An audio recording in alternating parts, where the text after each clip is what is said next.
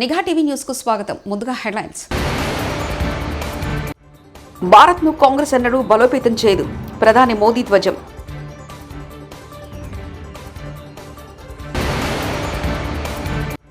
కర్నూలును smart city చేస్తానన్న Jagan, మంచినీళ్లు కూడా ఇవ్వలేదు వైఎస్ షర్మిల.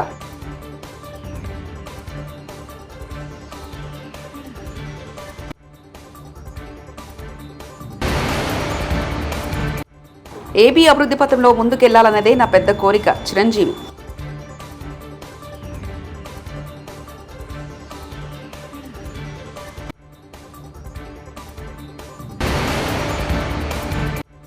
ఓటుకి నోటు కేసులో సీఎం రేవంత్ పై రఘునందన్ రావు హాట్ కామెంట్స్.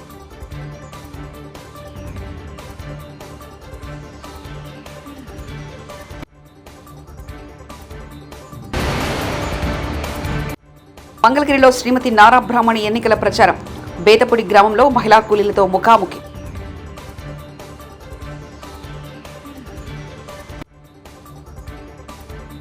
యూపీలో అధికారంలో ఉన్నన్ని వాళ్లు దేశం దివాలా తీసిందని, ఆ పార్టీ భారత్ను ఎన్నడూ బలోపేతం చేయలేదని ప్రధాని మోదీ ధ్వజమెత్తారు. రాజస్థాన్లోని జలోర్ జిల్లాలో జరిగిన లోక్సభ ఎన్నికల ప్రచారంలో ఆయన కాంగ్రెస్ పార్టీపై విరుచుకుపడ్డారు. 2014 ముందు ఉన్న పరిస్థితులు మళ్లీ రావాలని దేశం కోరుకోవడం లేదన్నారు. वापिस नहीं चाहिए. इतना गुस्से में है वो दोबारा कांग्रेस का मुंह देखना नहीं चाहता है.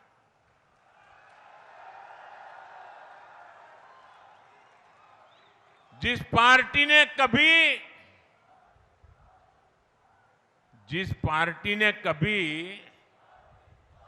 400 सीट जीती थी, देखिए इनकी हालत.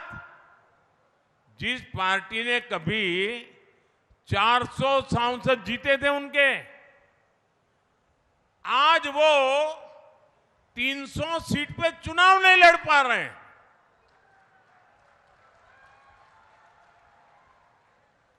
आज कांग्रेस की हालत ये है, उनको उम्मीदवार नहीं मिल रहे हैं. इन्होंने अवसरवादी इंडी अलायंस बना लिया है. उसकी पतंग उड़ने से पहले ही कट गई है. कहने को तो गठबंधन है, लेकिन अब हालत देखिए. कई राज्य हैं जहां एक गठबंधन वाले ही आपस में लड़ रहे हैं. సుప్రీంకోర్టులో యోగా గురువు రామ్దేవ్ బాబాకు చుక్కరేదైంది. రామ్దేవ్ బాబాకు చెందిన పతంజలి యోగ్ పిక్ ట్రస్ట్ 4.5 కోట్లు చెల్లించాల్సిందేనని సర్వోన్నత న్యాయస్థానం స్పష్టం చేసింది. Justice Abhay S Oka, justice Ujjal Bhuyan నేతృత్వంలో ధర్మాసనం Allahabad customs excise service tax applied tribunal ఇచ్చిన ఉత్తర్వులను సమర్థించింది. తెలుగు రాష్ట్రాల్లో ఓటుకు నోటు కేసు సంచలనం సృష్టించిన సంగతి తెలిసిందే. అయితే ఈ కేసుపై మరోసారి బీజేపీ మెదక్ ఎంపీ రఘునందన్ రావు కీలక వ్యాఖ్యలు చేశారు. ఆయన చేసిన వ్యాఖ్యలు మరోసారి రాజకీయంగా హాట్ టాపిక్గా మారాయి. ఈ కేసులో సీఎం రేవంత్ రెడ్డికి సంబంధం ఉందని, ఈ కేసులో ఆయనకు శిక్ష పడడం ఖాయమని అన్నారు.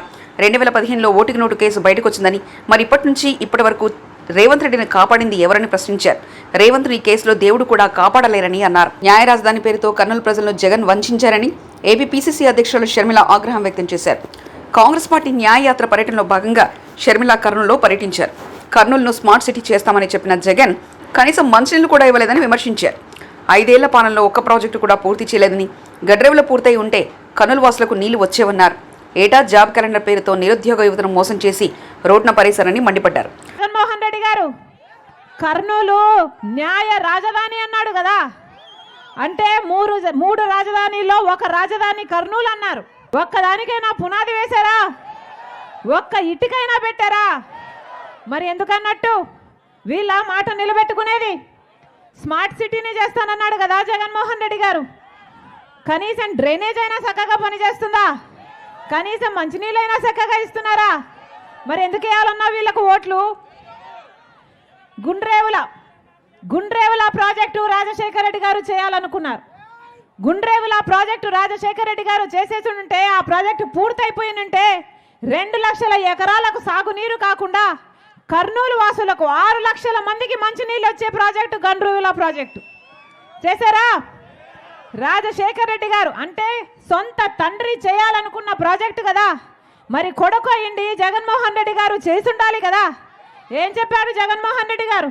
నాన్న వదిలి వెళ్ళిపోయిన అన్ని ప్రాజెక్టులను 6 నెలల్లో పూర్తి చేస్తానన్నాడు జగన్మోహన్ రెడ్డి గారు. మరి 5 సంవత్సరాలు అయింది కదన్నా, పూర్తయిందా? గండ్రేవులా పూర్తయిందా? హంద్రినివా పూర్తయిందా? ఒక్క ప్రాజెక్ట్ అయినా పూర్తయిందా? రాజశేఖర రెడ్డి గారు ఎన్ని ప్రాజెక్టులు వదిలి వెళ్ళిపోయారో అన్ని అలాగే మిగిలిపోయాయి కదా. మరి వీళ్ళ రాజశేఖర రెడ్డి గారి ఆశయాలను నిలబెట్టేది? ప్రతి సంవత్సరము జనవరి సంక్రాంతి ఎట్లా వస్తుందో జాబ్ క్యాలెండర్ కూడా అలా వస్తుందన్నాడు కదా జగన్మోహన్ రెడ్డి గారు. ఇంతమంది బిడ్డలు ఉన్నారు ఇక్కడ, వస్తుందా అమ్మా? ఇలాగే మైకు పట్టుకొని 2,30,000 ఉద్యోగాలు ఖాళీగా ఉన్నాయి, నేను అధికారంలోకి వచ్చినాక అవన్నీ భర్తీ చేస్తానని చెప్పలేదా జగన్మోహన్ రెడ్డి గారు? ఈ రోజు వరకు కూడా ఇంకా ప్రభుత్వ శాఖల్లో అలాగే ఖాళీగా ఉన్నాయి. మరి ఎందుకు చేసుకున్నట్టు జగన్మోహన్ రెడ్డి గారిని ముఖ్యమంత్రిగా? ఎందుకు వేసినట్టు ఓట్లు జగన్మోహన్ రెడ్డి గారికి? టీచర్ ఉద్యోగాలు, డిఎస్సి ఉద్యోగాలు 23,000 ఉద్యోగాలు ఖాళీగా ఉన్నాయి. ఇప్పుడు ఆఖరణ 5 సంవత్సరాలు ఇవ్వలేదు ఉద్యోగాలు జగన్మోహన్ రెడ్డి గారు. ఇక ఎలక్షన్లు 2 నెలలు ఉందనగా ఇప్పుడు 23,000 ఉద్యోగాలు మెగా డిఎస్సి ఇస్తాను ఇలాగే చెప్పిన జగన్మోహన్ రెడ్డి గారు. ఏపీలో ఉపాధి అవకాశాలు లభించక మహిళలు తీవ్ర ఇబ్బందులు ఎదుర్కొంటారని తెలుగుదేశం పార్టీ జాతీయ ప్రధాన కార్యదర్శి నారా లోకేష్ సతీమణి బ్రాహ్మణి అన్నారు. ఎన్నికల ప్రచారంలో భాగంగా మంగళగిరి మండలం బేతపుడిలో ఆమె పర్యటించారు. పూల తోటలో మహిళా కులలతో మాట్లాడి సమస్యలు అడిగి తెలుసుకున్నారు. వారితో కలిసి పూలు కోశారు. రాజధాని లేకపోవడంతో ఉపాధి కోల్పై తీవ్ర ఇబ్బందులు పడుతున్నామని కూలీలు బ్రాహ్మణి దృష్టికి తీసుకెళ్లారు. రాజధాని లేదు, ధరలన్నీ పెరిగిపోయాయి. నీళ్ళ ప్రభుత్వం 70 రూపాయలు అయితే వాళ్ళు 170 రూపాయలు, ఎంతమంది 100 అయితే వాళ్ళు 240 రూపాయలు. సో మీరు ఈ పనులు చేసుకుని ఏదో కొంచెం బతకాలి. మరి ఎట్లా బతకాలి? పెన్షన్ కూడా కట్ చేస్తున్నారండి. కరెంటు బిల్లు కట్టు. సో ఎంత మందికి కట్ చేశారండి? ఇక్కడ మీ అందరికి కట్ చేసేసారా? 18 ఏళ్ళు ఇస్తాడు అన్నాడు, 2 సంవత్సరాలు చెడికి ఇవ్వాల ఆపేసాడు.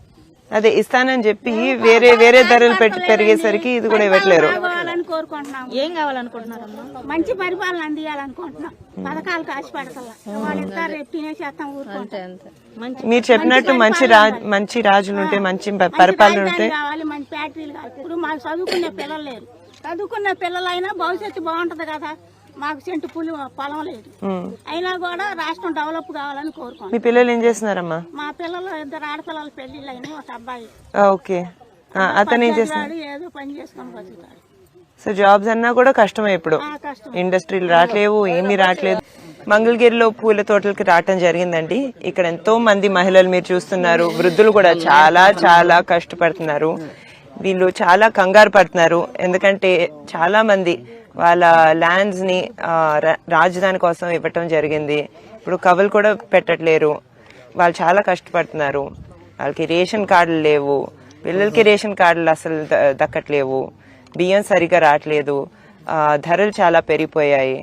అదే కాకుండా ఇక్కడ అందరినీ చూస్తూ ఉంటే ఇండస్ట్రీస్ చాలా వస్తాయని ఆశతో వాళ్ళ ల్యాండ్స్ ఇవ్వటం జరిగింది, రాజధాని కోసం ఇవ్వటం జరిగింది.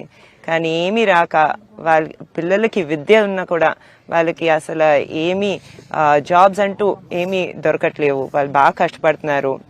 వాళ్ళందరూ తప్పకుండా చంద్రబాబు నాయుడు గారు మళ్ళీ సీఎం అవ్వాలని కోరుకుంటున్నారు. వాళ్ళు బాగా చూసి నాకు కూడా చాలా బాధగా ఉంది, ఎందుకంటే వాళ్ళు ఎంత ఆశతో వాళ్ళ భూములన్నీ రాజధాని కోసం వస్తే వాళ్ళ పరిస్థితి చాలా బాధాకరంగా ఉంది.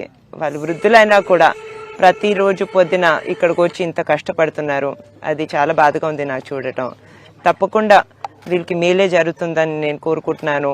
వీళ్ళు చాలా ఓపెన్గా వాళ్ళ బాధలన్నీ షేర్ చేసుకున్నారు. తప్పకుండా నారా చంద్రబాబు నాయుడు గారు వచ్చి, నారా లోకేష్ గారు వచ్చి అందరినీ ఆదుకుంటారని నమ్మకం నేను తెలుపుకుంటున్నానండి. కొంచెం ఆగండి, జాగ్రత్త అమ్మా. మీకు నీళ్లు కావాలా? మంచినీళ్ళ బాటిల్ ఉందా? మంచినీళ్ళ బాటిల్ ఉందా? ఆవిడకి ఇవ్వండి. నీళ్ళు తాగండి ముందు. వద్దా? ఓకే, నాకు పర్వాలేదండి, నాకు పర్వాలేదు, నాకు అలవాటే.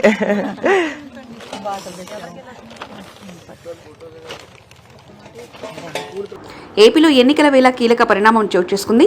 రాజకీయాలకు దూరంగా ఉంటానని ప్రకటించిన చిరంజీవి కీలక ప్రకటన చేశారు. ఏపీలో కూటమి నుంచి పోటీ చేసిన అభ్యర్థులకు మద్దతు ఇవ్వాలని అభ్యర్థించారు. అలాగే చంద్రబాబు నాయుడు గారు తెలుగుదేశం నుంచి బీజేపీ నాయకత్వం వీళ్ళందరూ ఒక కూటమిగా ఏర్పడ్డారు. అది చాలా సంతోషం, మంచి పరిణామం. ఈ సందర్భంగా మరీ ముఖ్యంగా ఈ రోజున నేను ఇట్లాగా మాట్లాడడానికి ప్రధానమైన కారణం నా మిత్రుడు, చిరకాల మిత్రుడు సీఎం రమేష్, అట్లాగే పంచగల్ రమేష్ రాజకీయంగా అరంగేట్రం చేసింది నా బ్లెస్సింగ్స్ తోటి. అది తను. అలాంటి పంచగల్ రమేష్ అండ్ సీఎం రమేష్ గారు వీరు నాకు కావలసిన వాళ్ళు ఇద్దరు కూడాను అనకాపల్లి కాన్స్టిట్యున్సీలో ఎంపీ క్యాండిడేట్గా, అలాగే పెందుర్తి ఎమ్మెల్యే క్యాండిడేట్గా వీరు నిలబడటం అన్నది నాకు చాలా సంతోషంగా ఉంది. ఎందుకంటే ఇద్దరు చాలా మంచి వాళ్ళే కాకుండా సమర్థవంతులు. ఇలాంటి వాళ్ళు అలాంటి కాన్స్టిట్యున్సీకి, దాని అభివృద్ధికి ఎంతగానో దోహదపడతారు అనే నమ్మకం నాకు చాలా ప్రగాఢంగా ఉంది. ముఖ్యంగా సీఎం రమేష్ గారికి కేంద్రంతో ఉన్నటువంటి సంబంధాలు, అనుబంధం ఇది మరీ మరీ ప్రత్యేకం. నాకు అది ఎప్పటి నుంచో తెలుసు. వారి గురించి నేను వింటూనే ఉన్నాను, చూస్తూనే ఉన్నాను. అండ్ ముఖ్యంగా ఆ కాన్స్టిట్యున్సీ, అనకాపల్లి కాన్స్టిట్యున్సీ అభివృద్ధికి ఈయన పరిచయాలు, కేంద్రంతో ఈయనకున్న సత్సంబంధాలు ఎంతో ఉపయోగపడతాయి. తద్వారా రమేష్ అలాగే మిగతా ఎమ్మెల్యేలు అందరూ కూడా ఎవరైతే అభివృద్ధి చేయాలి ఆయా ఎమ్మెల్యే నియోజకవర్గాలు అనుకున్నారో అవన్నీ కూడా సజావుగా సాగిపోతాయంటానికి దాని వెనకాల సీఎం గారి కృషి డెఫినెట్గా ఉంటుందంటే ఎలాంటి సందేహం లేదు. అండ్ వీరి నాయకత్వంలో మిగతా వాళ్ళ ఎమ్మెల్యేలు అందరూ కూడాను కలిసికట్టుగా అనకాపల్లి అభివృద్ధికి ఎంతగానో దోహదపడతారు అండ్ రిజల్ట్ చూపిస్తాడన్న ప్రగాఢ విశ్వాసం ఉంది. కాబట్టి వీళ్ళిద్దరి గురించి ఈరోజు ప్రస్తావిస్తున్నాను. మీ అందరి ఆశీస్సులు వీళ్ళకి ఉంటాయని ప్రగాఢంగా నమ్ముతూ సెలవు తీసుకుంటున్నాను. ప్లీజ్ వారిని గెలిపించండి. అనకాపల్లి నియోజకవర్గం యొక్క అభివృద్ధిని మనందరం చూస్తాం. అంతేకాదు, నాది చాలా పెద్ద కోరిక, ఆంధ్రప్రదేశ్ అభివృద్ధి పథంలో ముందుకు వెళ్ళాలి. దానికి కానీ మీరందరూ నడుము బిగించండి. మీరందరూ కూడాను ఇలాంటి వారికి ఓటు వేసి మీరు గెలిపించి అన్ని రకాలుగాను మీ యొక్క ఆశీస్సులు వీళ్ళకు ఉన్నాయి అన్న భావాన్ని మా అందరికీ, ఆ నమ్మకాన్ని మాకు కలిగించండి. జై హింద్. గుంటూరు మంగళగిరి రూరల్ పోలీస్ స్టేషన్లో మాజీ ముఖ్యమంత్రి చంద్రబాబు నాయుడుపై ఐపీసీ 420 సెక్షన్ 405 కింద ఫిర్యాదు చేసిన political co analyst Rakesh Kumar. Political analyst వద్ద నుండి అనేక కాన్సెప్ట్లను దొంగతనం చేసిన వ్యక్తి చంద్రబాబు నాయుడు. అమరావతి రైతుల స్ట్రాటజీ కాన్సెప్ట్ను నా వద్ద నుంచి దొంగతనం చేసిన వ్యక్తి చంద్రబాబు. అమరావతి రైతులను పూర్తిగా వదిలేశారు. అమరావతి రైతుల పీకలు కోసింది చంద్రబాబు నాయుడు. అమరావతి రైతులను పెయిడ్ ఆర్టిస్టులుగా చేసింది చంద్రబాబు నాయుడు. ఇప్పుడు రాష్ట్ర ప్రజలందరికీ విజన్ అనే కొత్త కాన్సెప్ట్తో మోసం చేస్తుంది చంద్రబాబు నాయుడు అని పేర్కొన్నారు. డిటాచ్ అవ్వలేదు కదా, 2023 జూన్ దాకా వాళ్ళతోనే ఉన్నాను. బయట నుంచి స్నానం అవుతున్నాను. అంటే వీళ్ళు మోసగాళ్ళని తెలిసి కూడా చూద్దాం, వీళ్ళ నాటకాలు ఏందో ఎంతకాలం వేస్తారో చూద్దాం ఓపిక పట్టున్నాను. అగ్రిమెంట్ అవ్వలేదు. నేను చెప్తున్నా కదా అగ్రిమెంట్ అవ్వలేదని. అగ్రిమెంట్ అవ్వలేని చెప్తున్నా. జరిగిన ఎవిడెన్సెస్ ఉన్నాయి, క్లియర్గా నాదని చెప్తున్నాను. లేదు పాయింట్ మీది కాదు వేరే వాళ్ళు చెప్పారు అంటే వాళ్ళు బయటికి రావచ్చు. వాళ్ళు ఎవరో క్వశ్చన్స్ బయట కూర్చుందాం, ప్రజల్లో తీర్చుకుందాం అంటే తేల్చుకుందాం. లేదు కోర్టులు అంటే కోర్టులో I'll fight out. Chandrababu Naidu గారు సీఎం అయినా అవ్వకపోయినా I'll fight out. It is a process. న్యాయం జరుగుతుందా తర్వాత సంగతి ప్రజలకు కూడా తెలియాలి కదా. ఇప్పుడు చంద్రబాబు నాయుడు పిఏ రాజగోపాల్కి కమిషన్ వద్దు, అశోక్ బాబుకి ల్యాప్టాప్ వద్దు. అర్థమైందా ఏ పరిస్థితుల్లో ఉన్నారో మీరు? ఏం జరుగుతుందో అసలు? పార్టీని రన్ చేస్తున్నారా లేకపోతే ఇంకెవరు రన్ చేస్తున్నారా? ఇంకా గవర్నమెంట్లో ఉన్నామని ఊహించుకుంటున్నారా లంచాలు తీసుకుంటారు? Will fight it out definitely అండి. ఎందుకంటే ఇది ప్రజలకు తెలియాలి. భారత్ను కాంగ్రెస్ ఎన్నడూ బలోపేతం చేయదు, ప్రధాని మోదీ ధ్వజం.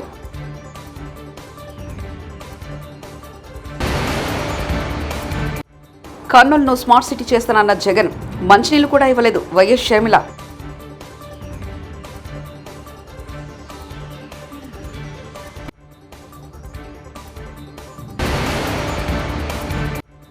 ఏపీ అభివృద్ధి పథంలో ముందుకెళ్లాలన్నదే నా పెద్ద కోరిక. చిరంజీవి.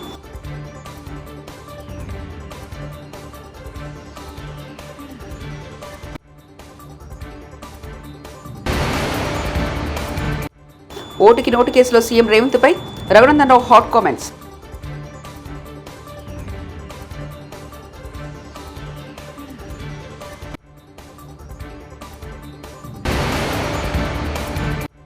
మంగళగిరిలో శ్రీమతి నారా బ్రాహ్మణి ఎన్నికల ప్రచారం.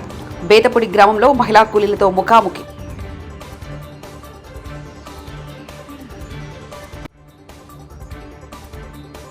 ఇవి బులెటిన్ విశేషాలు. చూస్తూనే ఉండండి నిఘా టీవీ న్యూస్.